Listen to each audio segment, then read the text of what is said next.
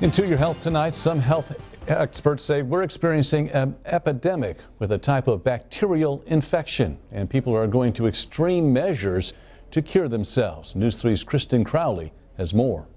Well, Mark, the disease called Clostridium difficile, or C. diff, is becoming resistant to traditional treatments. And one Heron man who had contracted C. diff was forced to turn to the only other option he had. We must warn you, parts of what you are about to see are quite graphic.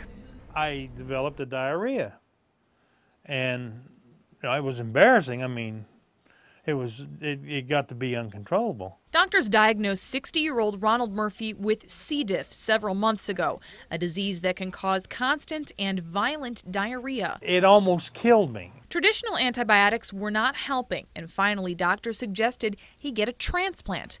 But it was unlike any transplant he'd ever heard of before. At first I laughed because they said it was a fecal implant. Yes, a fecal transplant.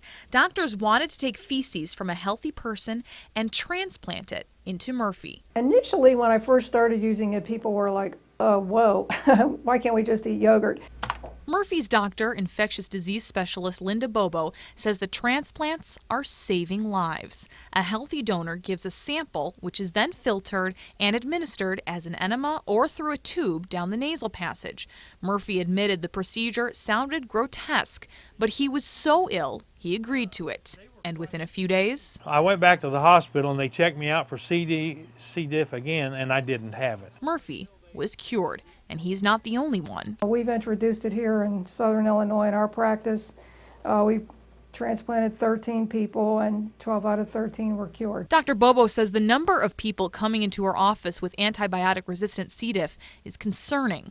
I consider it a public health emergency. So a new strain has emerged, which is, we call it a hypervirulent, hyperendemic strain, which seems to be causing more severe disease. But she hopes Murphy's story will help bring attention to the treatment most people have never heard of. I would have anyone that is suffering from this to go ahead and have it done.